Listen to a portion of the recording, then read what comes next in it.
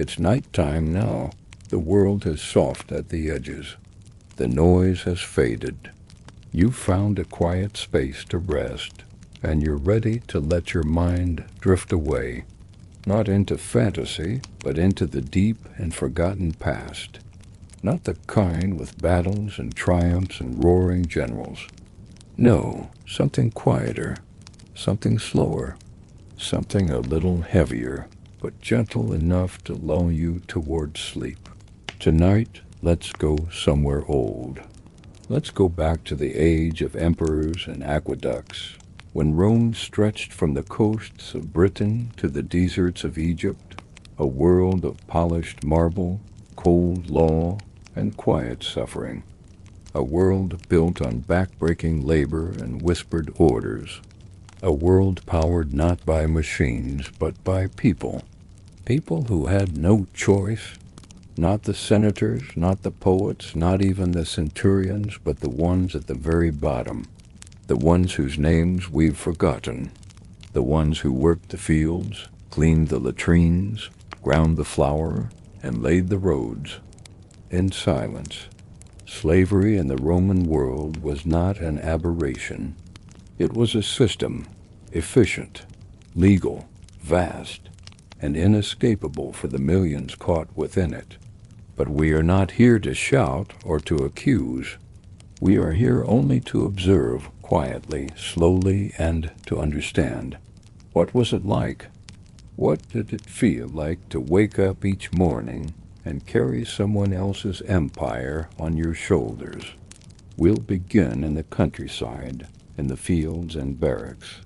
Then we'll follow a different path through the blood-stained sand of the gladiatorial ring into the strange, candle-lit rituals hidden beneath Roman cities, and finally into the elegant halls of Rome's most powerful elite. It will be a long journey, but a soft one. You can close your eyes, breathe deeply, settle in. Let us begin. The first sound is the bell, a sharp, metallic clink in the dark. Not loud, not rushed, but it means the same thing it meant yesterday, and the day before, and the day before that. It means the day has begun. There is no sunrise yet. The sky is a sheet of deep gray.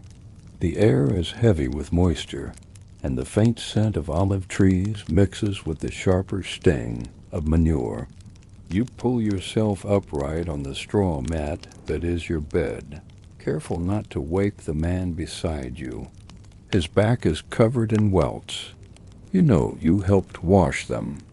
The floor of the barracks is cold, earth flattened and packed down. You step over others as they sleep, some murmuring softly, others still. The room is dim, with only the coals from last night's fire glowing in the brazier. It was put out early. The overseer said the smoke made him cough. You reach for your tunic. It is rough and smells of sweat. You tie it at the waist with a frayed cord. The sandals go on next, stiff leather, cracked at the straps. They don't keep the stones out, but they are better than nothing. Your feet are already sore and the day hasn't started. A second bell rings, this one closer. The barracks door swings open. A gust of cold air moves through the room. The overseer enters, silhouetted in the morning gloom. He says nothing. He only stands, arms crossed, waiting. His whip dangles from his belt like a sleeping snake. You step outside. The camp is quiet, but not still. In the distance, oxen snort and stomp, ready to be yoked. A few torches burn low by the stables. Farther out, the silhouettes of fields stretch toward the horizon, a patchwork of grain, olive trees and trampled earth. The air is thick with dew. Your breath rises like smoke. The ground is muddy. It rained during the night. You walk in a line with the others, in silence, toward the tool shed. The shovels are there, the hoes. the mattocks. You pick up one, the wooden handle worn smooth from use, and sling it over your shoulder. It is heavier than you remember. Today it will be trenching, digging irrigation ditches through a new olive grove. You know the soil will be rocky. Your hands already sting at the thought. The overseer points. No words are needed. You begin to walk. The sun is not up yet. You have not eaten. There is no question of when the workday ends. It ends when the overseer says it ends. When the ditches are deep enough, long enough, straight enough, you begin digging. Slowly at first, careful not to slip in the mud. The shovel strikes stone, again and again. Around you, others are silent. The only sounds are the creak of wood, the scrape of metal against dirt, and the low grunt of labor. Someone coughs, someone else groans softly as they straighten their back. No one stops, because stopping, even for a moment, is noticed. And punishment is never far away. The sun begins to rise. You keep digging. This is morning in a Roman slave camp, and the day has only just begun. The sun is high now. It casts no kindness. There is no shade in the field, no tree tall enough to matter, no structure close enough to shelter beneath.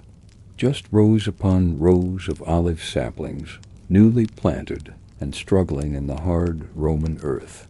Their leaves shimmer slightly in the light, but offer no relief.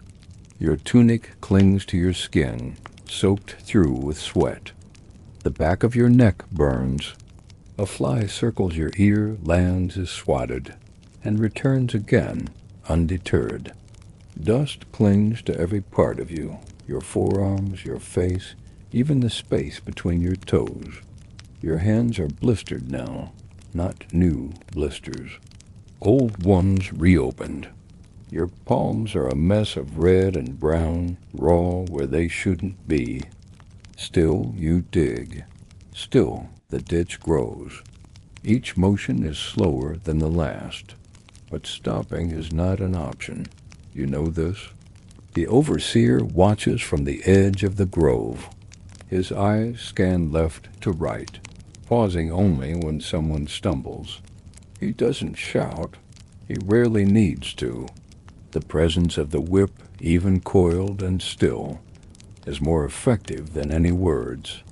Now and then a crow passes overhead. Its cry breaks the monotony, but only briefly. You've lost track of time. Eventually, at last, a call echoes across the field. One short word, pausa. The tools drop almost in unison. A wave of quiet relief moves through the workers like wind in dry grass. You walk slowly back toward the edge of the field, where a wooden trough waits under a thin canopy. The shade is minimal, but welcome. The water inside is warm, shallow, slightly cloudy, but it's water. You cup it to your mouth, drink, and feel your body sigh from the inside. There's bread, too, a thin piece hard at the edges. It's coarse, uneven, filled with bits of husk and grit. You chew it anyway, slowly, carefully. Teeth have cracked on worse. Some sit down on the ground. Some stand and stretch. You do neither. You simply close your eyes for a moment, letting your breath settle. All around you, silence again. Not restful silence, but the heavy, empty quiet of exhausted bodies, breathing, enduring. You glance up. The overseer has not moved. He stands at the same spot, arms folded. His shadow stretches longer now, like a spear across the earth. The pause lasts 15 minutes, maybe 20. It's hard to tell. Then another word, sharp, flat, indietro. Back, you pick up the shovel again. Your shoulders ache, your back throbs with a dull, deep pulse. The sun has shifted, but offers no less heat. The ditch now stretches farther than you can see in either direction. You lower the blade and begin again. By now, the rhythm of the work is all that remains. Lift, strike, scoop, toss. Again, you do not think about evening. You do not think about sleep. You think only of the next breath and the one after, and the sound of the shovel cutting through the soil, over and over, as the empire continues far away, unaware and unmoved. The sun has begun to tilt toward the west. It offers no mercy, only angle. The heat is no longer sharp and vertical, but slides across the earth in long golden bands. Shadows stretch. Dust swirls lazily between rows of olive trees. The soil is dry now, cracking underfoot, though your legs are too tired to notice. You're not thinking much anymore. There's no room for thought, only motion. Dig, lift, drop. Drag the mattock through another patch of stones.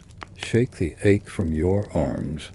Stretch your back just enough not to scream. You hear a grunt nearby, then a stumble, a body hitting earth. It's a younger man, one of the newer ones. Gaulish, maybe. Strong, but not used to this rhythm. He's flat on his side, breathing hard, one hand clutching his ribs. No one moves to help him. No one dares. The overseer is already walking.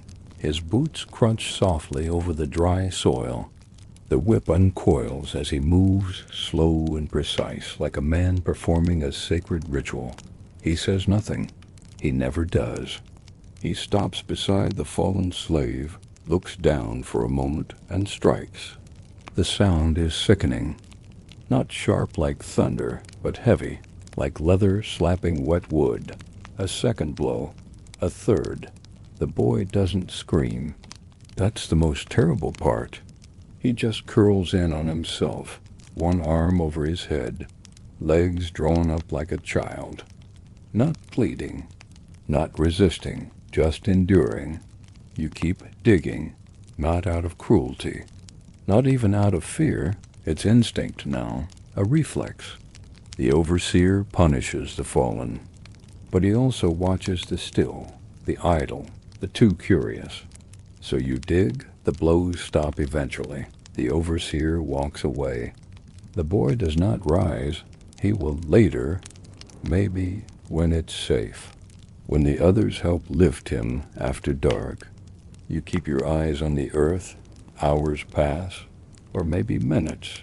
Time is loose now. There is no clock, only the path of the sun across the sky, and the deep, slow weariness spreading from your shoulders to your fingertips. Somewhere in the distance a dog barks. A faint clatter of tools echoes from another field. Farther still, the sound of a cart creaking, groaning on the villa road. You realize with a kind of distant surprise that the ditch is almost finished. Another line carved through the soil, one more artery feeding Rome's endless appetite. The overseer calls again, a low, clipped bark. The tools are dropped where you stand. No need to carry them back yet. That comes later. You walk slowly, your arms numb, your legs trembling with every step. The sweat on your body has dried into a thin crust. Your skin itches, but you don't scratch. You don't feel like you belong to your body anymore. Someone helps the boy to his feet. He limps but walks. No one speaks. The barracks are still a distance away. There is no cart to ride. You walk, and as you do, a thought flits quietly through the corners of your mind. This was only one day. The sun has disappeared, slipping behind the western hills without ceremony. What remains is a coppery afterglow, spread low across the horizon. painting the sky in dull streaks of ochre and gray. The stars have not yet emerged, and the world feels hushed, as if waiting. You reach the barracks just as the darkness thickens. The building is long and squat, made of heavy stones and aging timber, its roof sagging in the middle. A single oil lamp flickers near the door, its light doing little to fight back the dusk. Smoke from the evening cook fire curls upward in thin strands, catching the last of the light. Inside, the air is heavy, stale. There are no beds, only straw mats spread across the packed dirt floor. Some are bare. Others show the outline of thin wool blankets, patched and worn. You find your place near the back wall, beside the others who worked your row in the grove. No words are exchanged. You simply sit, then collapse, your legs folding beneath you.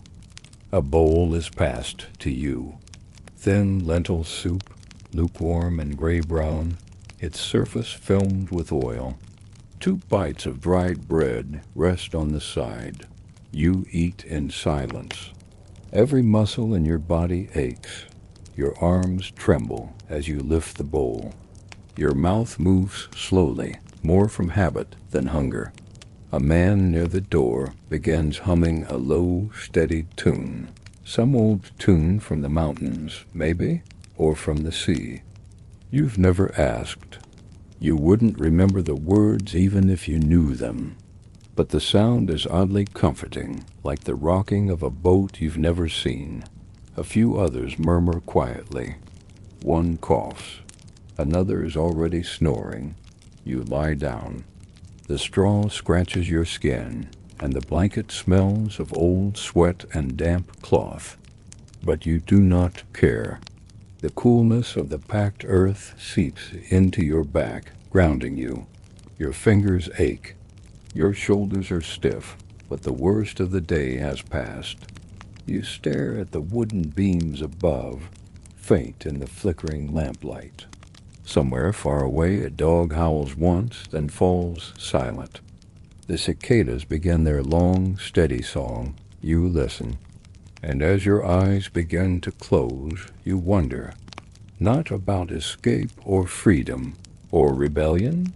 No, you wonder how many more ditches must be dug tomorrow, whether the sun will burn hotter, whether the new boy will last a week.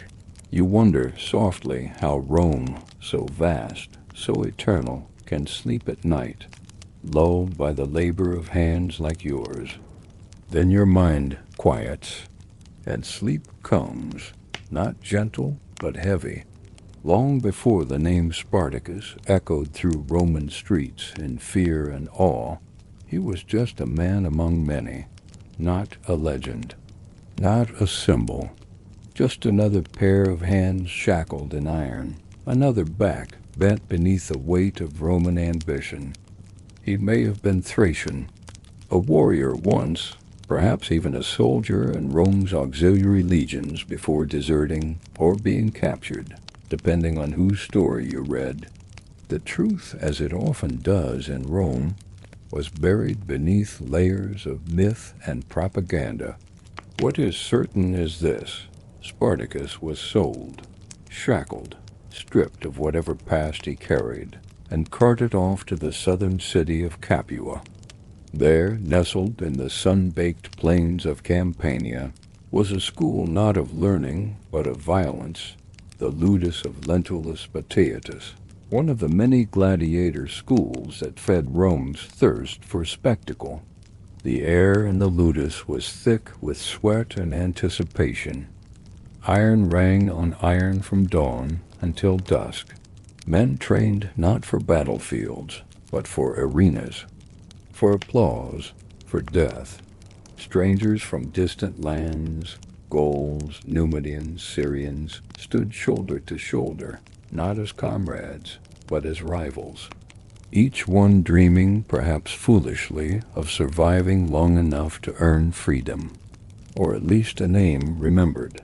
Spartacus learned quickly. He was strong, yes, but not only in body. He watched, he listened, he remembered.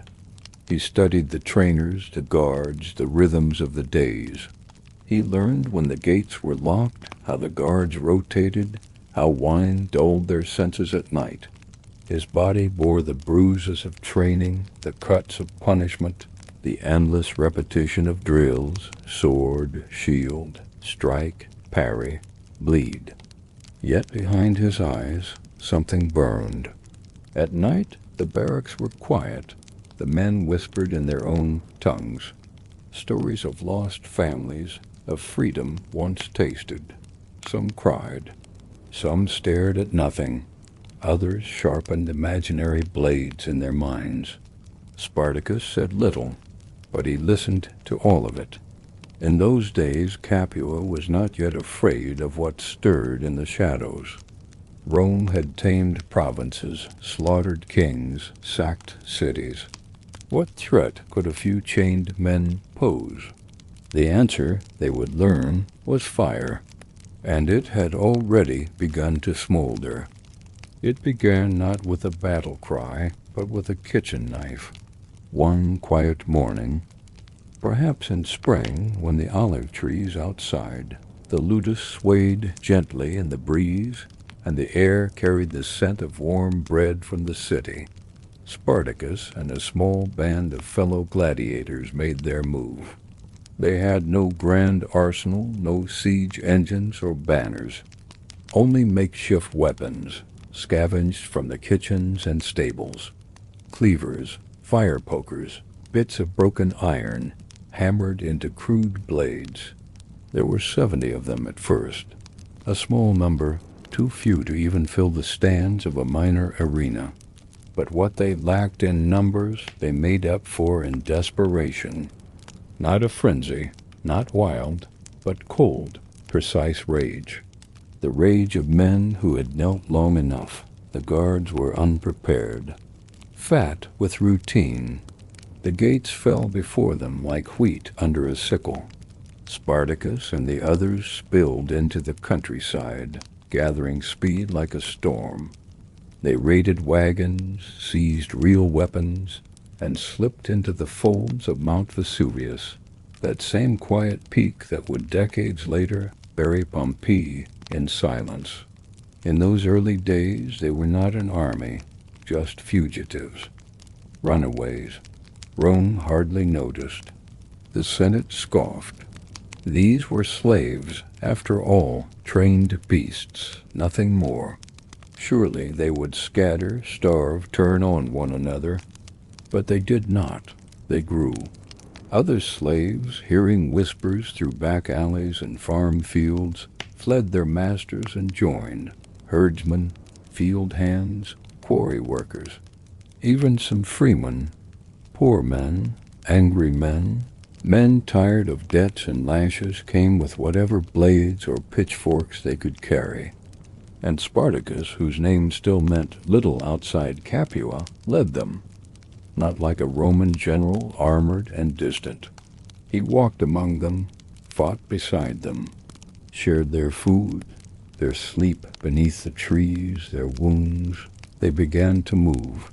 They fought small bands of Roman soldiers sent to cage them, and won. They carved paths through the countryside, gathering supplies and followers. By summer they were not 70, but thousands. The hills echoed with the sound of their marching feet, and still Rome hesitated. How could this be more than a temporary nuisance? But in every village left burning, in every caravan plundered, and freedmen unshackled, a message was spreading. The slaves had a leader, and he was not retreating. The rebellion no longer skulked through shadows. It marched now, slowly but with purpose, across the Italian peninsula. Spartacus stood at its head, no longer a fugitive, but something more. A leader, a tactician, a symbol. The winter found them in the hills of the south. Cold seeped into their bones. Supplies grew thin. But the ranks did not falter. They hunted. They raided small Roman outposts for grain and blankets, carts and boots. They taught one another to fight, the former gladiators, passing on their deadly routines to farmers and shepherds who had never held swords before. Spartacus made campfires glow across the valleys. He organized. He forged a strange kind of discipline, not through fear, but through shared purpose. They were not Romans, he reminded them. They were against Rome, and Rome would stop at nothing to crush them. Yet still they resisted. Spartacus had no illusions about Rome's power. He had stood in its arenas, seen its legions, smelled the iron and sweat of its war machine. He knew they could not conquer Rome, but they could escape it, and so he planned. North, he told them, through the Alps, back to Gaul, to Thrace, to the scattered homelands of those who had followed him this far. Freedom was not in Italy. It lay beyond its borders. They began the march northward, but not all followed. Some had tasted victory and wanted more. Others feared the cold passes of the Alps. Still others, ambitious, or perhaps merely tired of running, urged Spartacus to stay, to turn and strike at Rome itself. He refused. The Alps came into view, distant and pale like ghosts on the horizon. And then suddenly they turned back. No one knows why. The ancient historians argue. Did his men refuse? Did Rome block the path? Or did Spartacus, with some fierce pride, decide to face the empire instead of fleeing it? Whatever the reason, they turned, and the Roman Senate, no longer amused, grew frightened. Now they sent real armies. The legions came, disciplined, hardened, led by Crassus, a man of immense wealth and cold ambition. He built trenches across entire valleys, ditches and walls to box Spartacus in like a wild animal. The net was tightening. Still, Spartacus fought. In one final gesture of defiance, he tried to break free, to burst through the Roman lines and escape north once more. But the odds had changed. The ground beneath their feet was now Rome's. The morning of the last battle came quietly. Mist clung to the fields. The chill in the air settled into the bones of every man who still followed Spartacus. They stood in silence, scattered across the grassy plain, Gauls and Thracians, shepherds and smiths, former slaves in tattered cloaks, holding dented shields and rusted spears. Behind them lay no fortress, no walls, just earth, sky, and the fading dream of freedom. Spartacus stood among them, not behind, but beside. He wore no glittering armor. No plumes or banners marked his rank, only the scars across his skin and the weight of every man's gaze. His voice was low that day, calm, a whisper before the storm. They knew what was coming. Crassus had brought 6 full legions, trained, equipped, ruthless. The field would become a slaughterhouse. Rome would allow no more escapes. No more humiliations. The Senate wanted this rebellion crushed so thoroughly it would never rise again, and so the lines formed. The final battle did not begin with speeches or trumpet calls. It began with the thunder of Roman boots and the deafening clash of iron. Spears broke. Shields splintered. Bodies fell. Spartacus fought near the front, wielding a blade in each hand. They say he carved his way toward Crassus himself, cutting through soldiers as if rage alone could grant him wings. He sought not victory, but defiance, a final, burning act of resistance. But there were too many.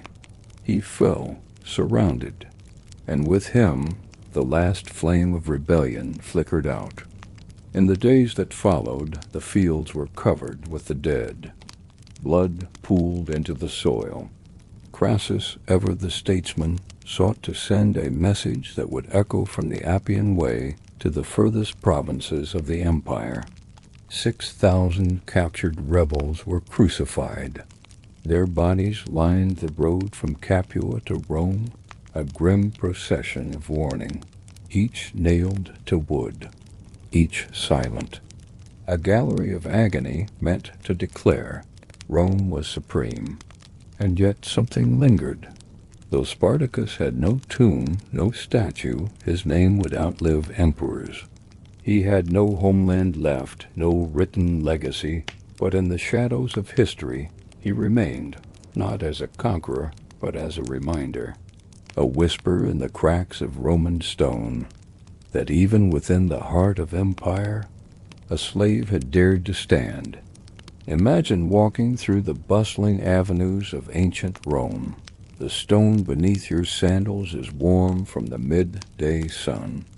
Merchants shout softly from beneath striped awnings, selling olives and oil, wool and wine. The smell of fresh bread mixes with smoke from the public baths. Above, laundry flutters between buildings. The world is busy, alive and loud. But beneath it, down narrow stairwells tucked behind unmarked doors, is silence, cool air, flickering torchlight, and the scent of earth and old incense. These are the Mithraea, underground temples, hidden sanctuaries, sacred to a god few dared speak of openly, Mithras. To enter was to descend not only physically, but symbolically, down into another world, away from Rome's marble columns and golden eagles, into low stone chambers carved to resemble caves. Rooms long and narrow, with benches built into the walls, and at the far end, always the same image, Mithras frozen in time slaying a sacred bull. Always the same pose, always the same calm. The cult of Mithras was no open religion. It left no scriptures, no sermons etched in stone. What we know survives in fragments from scattered altars, faded murals, and the cold layout of the Mithraea themselves. It was a religion of initiation, of mystery, not for everyone, but for the chosen. Only men, it seems, were allowed. Most were soldiers, traders, bureaucrats, men of the empire's gears and teeth. They gathered in secret, not in grand forums, but in quiet ritual by torchlight. Each Mithraeum was like a world apart, isolated, self-contained. The air inside was damp, the walls painted in deep blues and reds. Some had water basins, others small altars for burning offerings, perhaps of bread or wine, or incense whose recipe is lost to time. Initiates would pass through ranks, grades really, with names like Raven, Lion, and Soldier. Each stage marked by ceremony, perhaps even trials. Their meaning is lost. But the titles remain, etched in Latin or Greek on the stones. Why the secrecy? Perhaps because it wasn't meant for the masses. Perhaps because the Romans, despite their tolerance for gods of all kinds, still found this cult unsettling, foreign, Persian in origin, though the Roman version bore little resemblance to the Eastern faith it sprang from. The god Mithras was not cruel, but distant, not all-loving, but all-seeing, a god of contracts, of order, of cosmic struggle, always locked in the act of slaying, not out of hatred, but necessity. In the flickering light of the underground, his image reminded the initiate of death, rebirth, and the weight of duty. Above them, the streets of Rome bustled on, unaware, unconcerned. But down here, a different Rome whispered. The morning of the last battle came quietly. Mist clung to the fields. The chill in the air settled into the bones of every man who still followed Spartacus. They stood in silence, scattered across the grassy plain, Gauls and Thracians, shepherds and smiths, former slaves in tattered cloaks, holding dented shields and rusted spears. Behind them lay no fortress, no walls, just earth, sky, and the fading dream of freedom. Spartacus stood among them. Not behind, but beside. He wore no glittering armor. No plumes or banners marked his rank. Only the scars across his skin and the weight of every man's gaze. His voice was low that day, calm, a whisper before the storm. They knew what was coming. Crassus had brought 6 full legions, trained, equipped, ruthless. The field would become a slaughterhouse. Rome would allow no more escapes, no more humiliations. The Senate wanted this rebellion crushed so thoroughly it would never rise again. And so the lines formed. The final battle did not begin with speeches or trumpet calls. It began with the thunder of Roman boots and the deafening clash of iron. Spears broke. Shields splintered. Bodies fell. Spartacus fought near the front, wielding a blade in each hand. They say he carved his way toward Crassus himself, cutting through soldiers as if rage alone could grant him wings. He sought not victory, but defiance, a final burning act of resistance. But there were too many. He fell surrounded, and with him the last flame of rebellion flickered out. In the days that followed, the fields were covered with the dead. Blood pooled into the soil. Crassus, ever the statesman, sought to send a message that would echo from the Appian Way to the furthest provinces of the empire. 6,000 captured rebels were crucified. Their bodies lined the road from Capua to Rome, a grim procession of warning, each nailed to wood, each silent. A gallery of agony meant to declare Rome was supreme, and yet something lingered. Though Spartacus had no tomb, no statue, his name would outlive emperors. He had no homeland left, no written legacy, but in the shadows of history he remained, not as a conqueror, but as a reminder, a whisper in the cracks of Roman stone, that even within the heart of empire, a slave had dared to stand. Imagine walking through the bustling avenues of ancient Rome. The stone beneath your sandals is warm from the midday sun. Merchants shout softly from beneath striped awnings, selling olives and oil, wool and wine. The smell of fresh bread mixes with smoke from the public baths. Above, laundry flutters between buildings. The world is busy, alive and loud.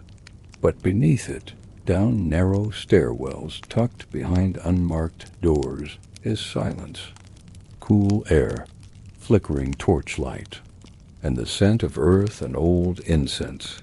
These are the Mithraea, underground temples, hidden sanctuaries, sacred to a god few dared speak of openly, Mithras. To enter was to descend, not only physically, but symbolically, down into another world, away from Rome's marble columns and golden eagles, and to low stone chambers carved to resemble caves.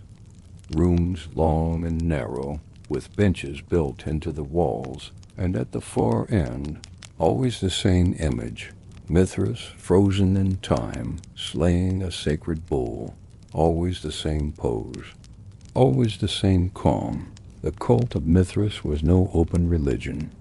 It left no scriptures, no sermons etched in stone. What we know survives in fragments, from scattered altars, faded murals, and the cold layout of the Mithraea themselves. It was a religion of initiation, of mystery. Not for everyone, but for the chosen. Only men, it seems, were allowed. Most were soldiers, traders, bureaucrats, men of the empire's gears and teeth. They gathered in secret, not in grand forums, but in quiet ritual, by torchlight. Each Mithraeum was like a world apart, isolated, self-contained. The air inside was damp, the walls painted in deep blues and reds. Some had water basins, others small altars for burning offerings, perhaps of bread or wine or incense whose recipe is lost to time. Initiates would pass through ranks, grades, really, with names like Raven, Lion, and Soldier. Each stage marked by ceremony, perhaps even trials. Their meaning is lost, but the titles remain, etched in Latin or Greek on the stones. Why the secrecy? Perhaps because it wasn't meant for the masses. Perhaps because the Romans, despite their tolerance for gods of all kinds, still found this cult unsettling. Foreign, Persian in origin, though the Roman version bore little resemblance to the Eastern faith it sprang from. The god Mithras was not cruel, but distant, not all-loving, but all-seeing. A god of contracts, of order, of cosmic struggle, always locked in the act of slaying, not out of hatred, but necessity. In the flickering light of the underground, his image reminded the initiate of death, rebirth, and the weight of duty. Above them, the streets of Rome bustled on, unaware, unconcerned. But down here, a different Rome whispered. Down in the Mithraea, time moved differently. The outside world, the clatter of carts, the distant murmur of senators, the shouts of vendors, vanished as soon as the stone door closed behind you. Within these narrow, dim-lit chambers, men entered not as citizens or slaves, but as initiates, brothers. Though no written manuals survive, what archaeologists have pieced together from artifacts and wall paintings suggests a ritual life as structured as any Roman legion. There were 7 grades of initiation, each named for a symbol, an animal, a celestial figure: raven, bridegroom, soldier, lion, Persian, courier of the sun. And finally, Father, each grade brought you closer to the heart of the mystery. New symbols, new rites. Some involved oaths. Others may have involved reenactments, perhaps symbolic deaths, blindfolds, whispered passwords, or even ritual baths. It is not hard to imagine a new initiate, eyes bound, hands outstretched, hearing the solemn words of the fathers echoing through the stone. Nothing grand, just voices, footsteps, the crackle of oil lamps, and meaning.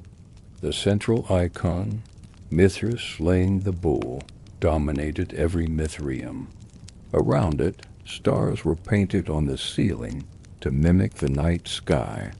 The slaying itself wasn't savage but ceremonial. Mithras looked calm. Sometimes a scorpion bit the bull's genitals. A snake curled near its hooves. A dog lapped the blood. Each animal had symbolic meaning, though now we can only guess. One thing is clear, this was a cosmic act. The bull's death brought life. From it, grain, wine, and all nourishment flowed. Perhaps it was a metaphor for sacrifice, for the soldier's burden, or for the eternal cycle of destruction and rebirth. And then the meals. Communal feasts were at the heart of the cult. Simple meals of bread and wine, eaten in silence or with soft chants. The benches on either side of the Mithraeum weren't just for sitting. They were for dining together, shoulder to shoulder, beneath the god's gaze. In this act they were equals. Rank and station faded. The baker and the centurion shared from the same loaf. It was a ritual of belonging. a small sacred resistance to the chaos of the empire above. And then, when the lamps burned low and the echoes had faded, they would return, climb the narrow steps, emerge blinking into sunlight, into the roar and rhythm of Rome. The city moved on, unaware of the hidden chambers beneath its feet, and of the men who, for a few hours, had passed between worlds. The cult of Mithras did not spread like wildfire. It spread like roots, quietly, deeply through the veins of the Roman world. Where Roman boots marched, Mithras followed. From the wind-swept outposts of Britannia to the sun-bleached walls of Syria, Mithria appeared beneath cities, camps, and trading posts, always underground, always hidden. In Londinium, the seed of modern London, a Mithraeum sat beside the Thames, dark, narrow, preserved in centuries of silence. In Ostia, the port of Rome, there were nearly 20 Mithraea, more than anywhere else. Their stone benches still remain, worn smooth by time and use. In the heart of Germania, soldiers in frontier forts carved images of Mithras with thick, clumsy hands, untrained in sculpture, but firm in devotion. It was a soldier's religion, a merchant's refuge.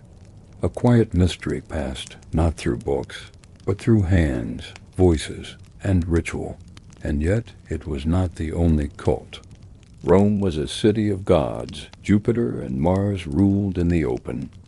But countless other deities found homes in corners and cracks.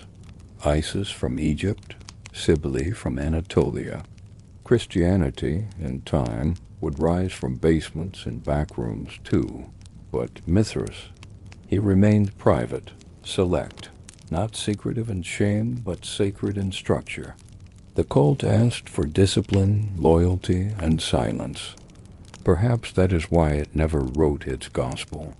It lived in experience, not in parchment. Then, slowly, it began to fade. In the 4th century, the tides of faith shifted. The empire embraced Christianity. Edicts were issued.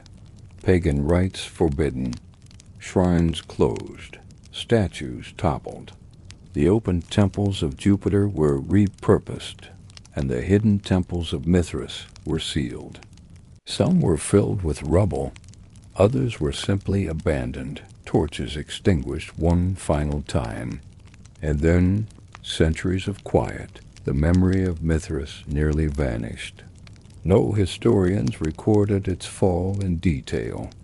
No sermons condemned it by name. It slipped through the cracks of time, buried beneath the streets it once sanctified. Only in recent centuries did we find the fragments again. A stone carving here, a bull-slaying image there, walls beneath modern cities revealing painted ceilings still bearing stars, a whisper in stone, a myth resurrected from beneath the earth. And still, questions linger. What did the final rituals feel like? What was whispered in the last gathering? Did the last fathers know they were the end of the line? Or did they pass the torch, believing the light would continue in darkness? The answers sleep with them now. In the stillness of a buried Mithraeum, the centuries feel close. Dust settles thick on the stones. Air moves only when disturbed. Torchlight once flickered here, casting long shadows along the painted walls. But now it is quiet. A quiet more profound than silence. The kind of hush that holds memory. Archaeologists in the 20th and 21st centuries uncovered dozens of these chambers, often by accident, during construction, subway work, or renovations of forgotten cellars. In Cologne, in London, and Rome itself, the ground gave way, and out came fragments. A carved raven, a worn altar, traces of pigment on cracked stone. They found Mithraea intact. narrow, bench-lined rooms with apses still standing. Some had offerings left behind, oil lamps, animal bones, broken pottery. Others bore signs of hurried closure, rubble packed at entrances, broken statues, as though someone had sealed them, either to protect or to hide. And in nearly all of them the same image reappears. Mithras, in the moment of the tauroctony, slaying the bull, face calm, gaze turned slightly away, a strange serenity in a scene of ritual death. Above him the zodiac often encircles the act. Around him torchbearers stand with crossed legs, one holding the flame upward, the other downward, symbolism layered upon symbolism. Were these stars merely decorative or a map of meaning? Some believe the entire scene represents the turning of the heavens, a cosmological drama encoded in stone. The bull as Taurus, the scorpion as Scorpio, the dog, the snake, the raven, each marking a position in the sky.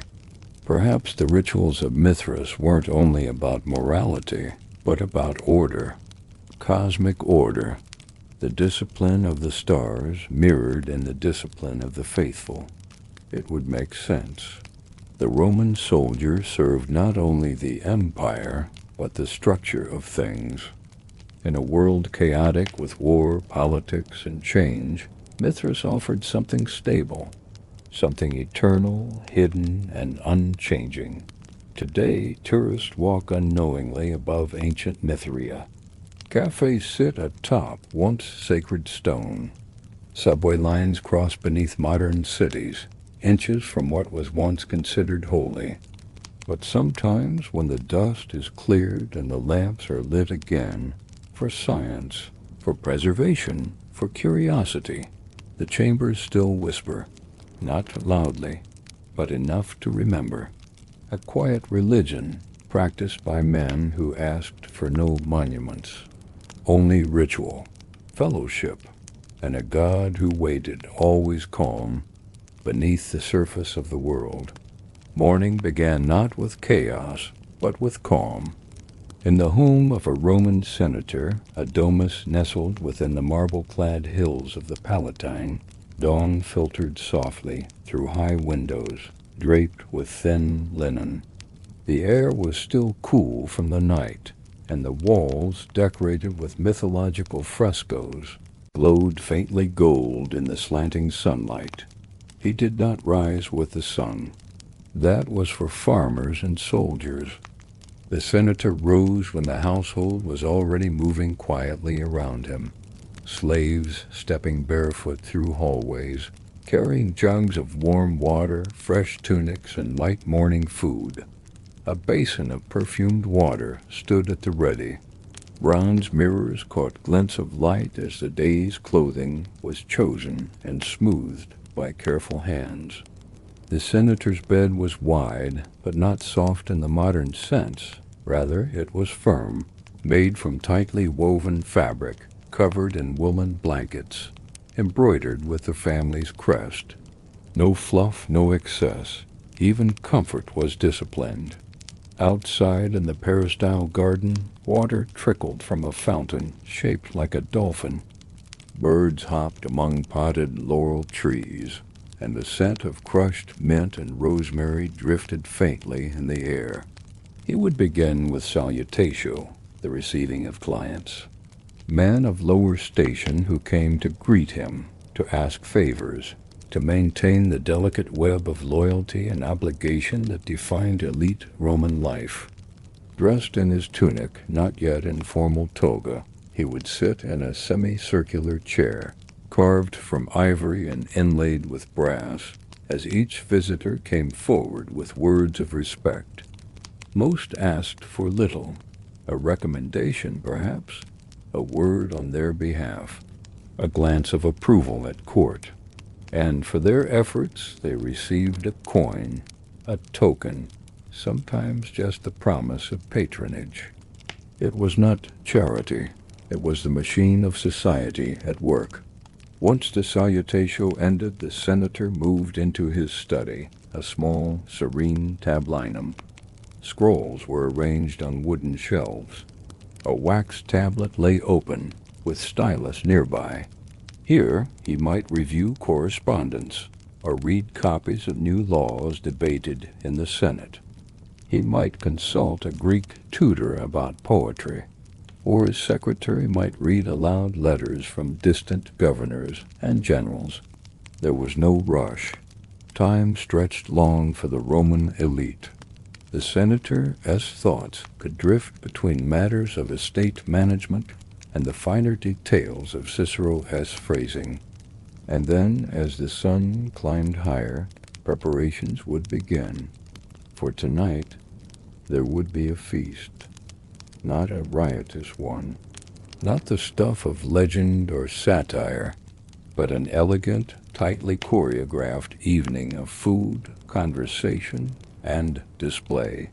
A theater of power played out in flavors and phrases.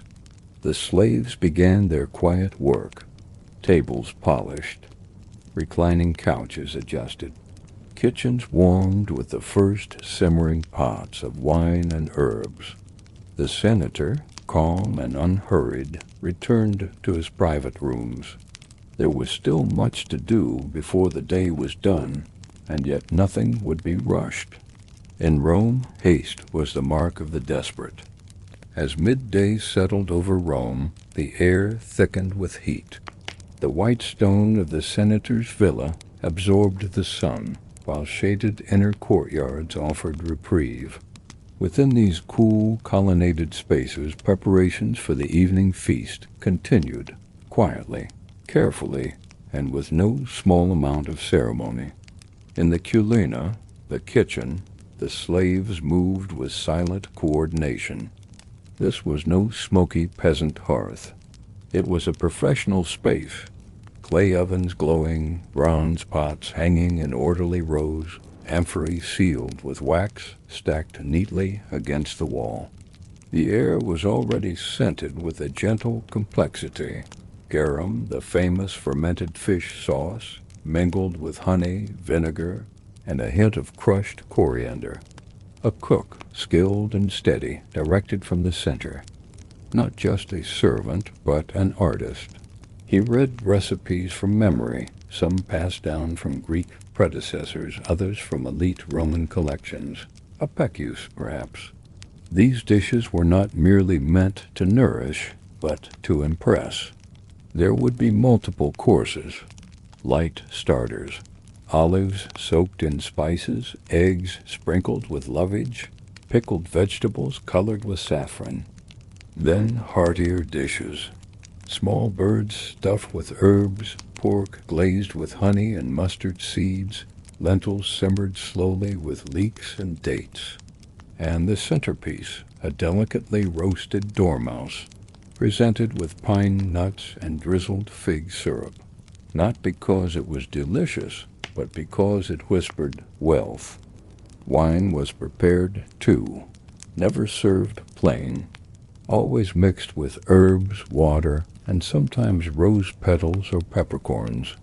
The strength of the dilution would be carefully decided, not too weak to seem stingy, not too strong to dull conversation. Elsewhere, slaves arranged the triclinium, the dining room. 3 couches, each for reclining guests, surrounded a low central table. Cushions were plumped, linen cloths laid smooth, silver and bronze platters polished until they gleamed. Lamps were trimmed and refilled with oil.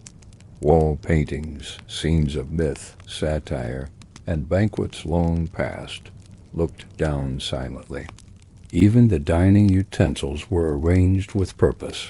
Small knives, slender spoons. No forks, the fingers lightly rinsed between courses would do.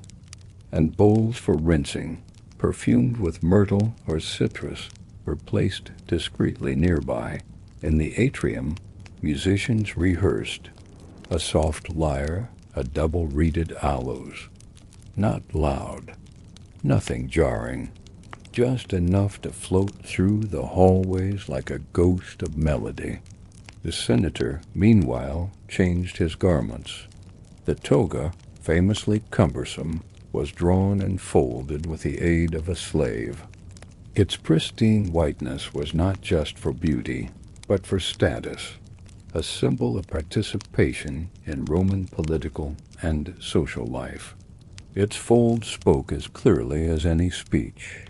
As twilight neared, the villa was silent once more, but it was a charged silence, full of potential.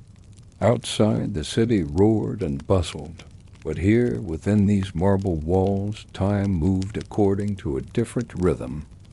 Dinner would begin soon, and it would not be simply a meal. It would be a demonstration. As dusk settled gently over the city, a quiet transformation occurred within the senator's villa. The sky, now tinged with ochre and violet, cast long shadows across the polished marble floors. The torches were lit, not harshly, but with soft amber flames that flickered calmly in recessed wall sconces and from terracotta lamps placed with care. Guests began to arrive, not in droves, but with steady, respectful pacing.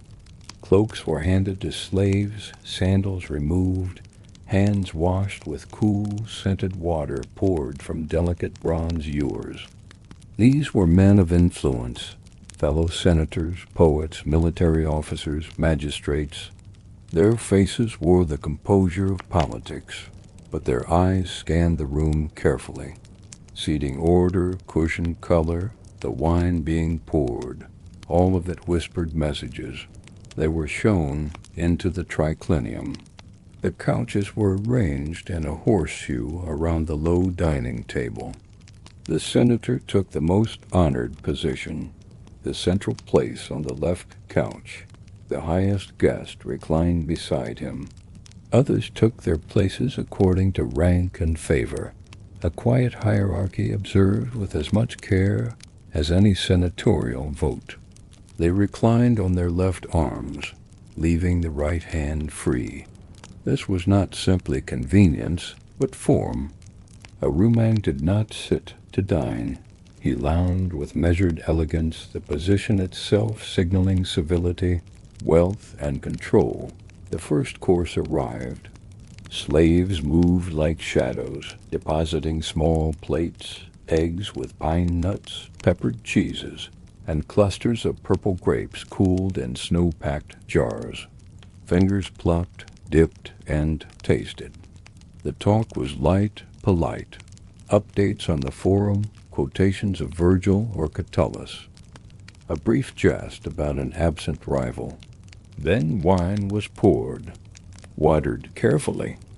2 parts water to 1 part wine, or sometimes more. The senator had chosen a vintage from Falernian hills, not the most exotic, but respectable and aged.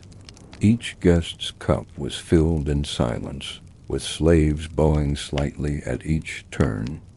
The next course was richer, honey-glazed meats, fish seasoned with garum, lentils flavored with mint and vinegar. Bread, round and warm, arrived in woven baskets. The room filled with the gentle sound of chewing and murmured appreciation. Music played. A lone lyre now, its melody winding softly around the voices. It did not demand attention. It lingered at the edge of awareness, like perfume or the warmth of a nearby brazier. Then came the intermezzo, a break not in food, but in rhythm. A freedman told a clever anecdote from a trial. Another guest recited a few lines of comedic verse. All eyes occasionally drifted to the host, who offered approving nods, small smiles, brief replies. This was not a feast of gluttony, it was performance. Each guest played a role: the wit, the sage, the listener, the critic. The senator was not merely feeding them. He was staging a subtle reaffirmation of his place in Rome's invisible lattice of power. And as the final course approached, sweetened nuts, baked pears, a scattering of dates, the conversation turned slightly toward politics, toward future campaigns, toward appointments yet to be made. Dessert was served, but no one was thinking about sweetness. As the final course dwindled and the oil lamps flickered in their bronze holders, the air in the triclinium shifted once more. The meal, having spanned hours, now entered its most delicate stage, not of taste, but of trust. The music had ceased, replaced by the low murmur of men reclining deeper into cushions, wine working gently through their minds. Plates were cleared silently. The slaves, trained for such subtleties, melted from the room like mist. Only a few remained, chosen for their discretion. And even they stood at the walls, heads bowed, motionless. Here, at the close of the feast, the senator leaned slightly toward his neighbor. A quiet motion, just enough to indicate the veil of ceremony had been drawn back. Conversation softened into something less public. Words floated more slowly, and though the voices remained calm and low, what was said carried more weight than anything earlier in the evening. They spoke of grain shortages in Sicily, of a magistrate growing too bold in Hispania, of whispers in the Senate that a certain general, respected, popular, and dangerous, might be maneuvering too skillfully. Deals were not made, not overtly, but understandings were shaped in this moment. Over the final sips of wine, beneath frescoes that depicted Venus and Bacchus, love and wine entwined in myth and color. Occasionally, laughter punctuated the room, but it was not the laughter of joy. It was calculated. Laughter offered to smooth over risk, to forge bonds, to signal familiarity without obligation. The senator listened more than he spoke now. His hand rested lightly on the arm of his couch. His eyes moved from guest to guest. He watched who leaned in, who looked away, who poured more wine than was wise. These were not idle observations. This was information gathering. In the dim light, beneath the veneer of indulgence, Roman politics pulsed like a quiet heartbeat. Beyond the villa's walls, Rome itself, enormous, intricate, and alive, exhaled into the night. Torches flickered in distant streets. Dogs barked in the alleyways. Somewhere, a cart rattled over uneven stones. But here, within these marble halls and perfumed chambers, power whispered behind velvet drapes. And slowly the guests rose. One by one they exchanged farewells, polite, measured, and full of silent meaning. The senator offered each man a parting word, a touch on the shoulder, a phrase wrapped in ambiguity. Then they were gone. The courtyard emptied. The couches lay scattered with crumbs and petals. The last lamps were extinguished, and the senator sat for a moment in the quiet, his thoughts moving more briskly now than at any point during the evening. The feast had ended, but its real work, the calculations, the conclusions, the maneuvers yet to come, had only just begun. And now, dear listener, as we slowly drift away from the candle-lit corridors of the Roman elite, away from the secretive dining rooms and the cold fields of labor, away from the rustle of togas and the clang of distant tools, we find ourselves at the quiet edge of history. Perhaps you can still hear the faint echo of marching footsteps on a dusty Roman road, sandals worn thin, shoulders bent beneath the weight of empire. Or maybe somewhere deep in the hush of your mind, a soft chant rises from a hidden mithraeum, lit only by flickering oil and mystery. There are voices in the walls of time, low, slow voices, telling us stories we almost forgot we knew. You've walked beside slaves in the heat of the fields, felt the sting of their burdens, and the roughness of ropes pulled taut by empire's will. You've traced the path of Spartacus, his fire, his tragedy, his silence beneath Roman stone. You've descended into cultic shadows beneath great cities, and tasted honeyed dates beneath silk canopies, while senators whispered across goblets. But now there is only stillness. The empire rests. The braziers are cold. The villas are empty. The roads, once alive with couriers and commands, are silent in moonlight. And the people of Rome, from the chained to the crowned, sleep beneath the same sky, as dreams rise like incense into the dark. You are no longer in a slave camp or a senator's hall. You are safe, quiet, and at peace. The world of Rome is folded gently away, like a scroll tucked into a cedarwood chest. So breathe slowly, deeply. Let the past fade into mist. Let your body rest. Let your mind slip into softness. Tomorrow there may be more stories, more dust, more gold, more drums. But tonight there is only quiet. You are far from Rome now. And this is the end of the story.